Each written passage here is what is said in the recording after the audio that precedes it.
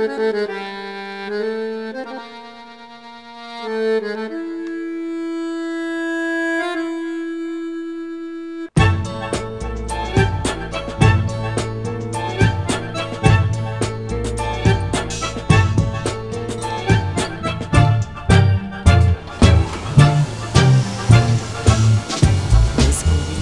une chance de travailler dans un quartier fabuleux, rue Saint-Honoré, en manipulant de belles pierres, des belles matières chaque jour, des pierres naturelles et pas traitées.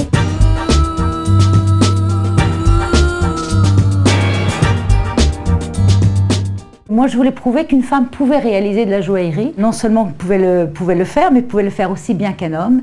Et peut-être mieux, puisqu'elle a cette sensibilité. Elle sait comment on a envie de porter un bijou. C'est elle qui les porte. Le challenge, c'est d'arriver à faire un bijou avec une matière, de mettre en valeur cette matière. J'ai fait 4 ans de gémologie et là j'ai découvert des couleurs, des pierres fabuleuses dont on n'entendait jamais parler et c'est ce qui m'a motivée.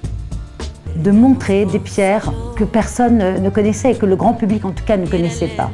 Par exemple, une tourmaline Paraíba, mais aussi une couleur incroyable de béryl. Il y en a des jaunes, bon, le plus courant est l'aigle marine, mais on peut trouver des béryls roses absolument merveilleux, les héliodores qui sont les béryls jaunes.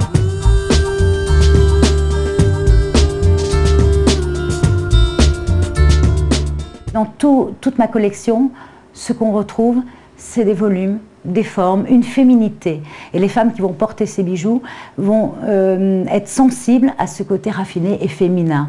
Et puis aussi une image de la femme française qu'on imagine à l'étranger toujours apprêtée.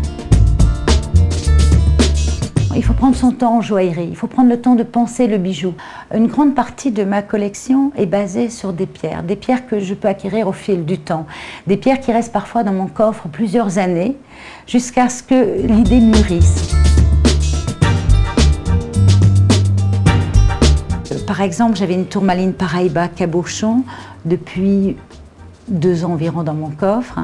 Pour mettre cette pierre en valeur, j'ai essayé de la faire parler en faisant un petit pavage de diamants et de petites tourmalines Paraíba, juste pour illustrer qu'on est dans le milieu aquatique. Et on a fait ressortir finalement toutes les inclusions de cette pierre.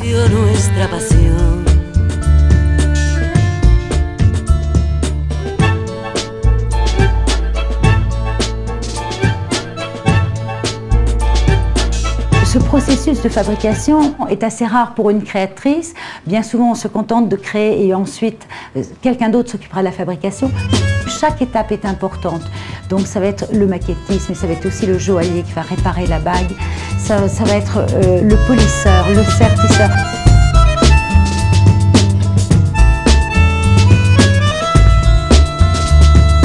Chaque bijou doit avoir une âme. De même que la pierre est vivante, on doit arriver à transmettre quelque chose, une émotion à travers le bijou. Et ça, c'est le challenge de chaque création.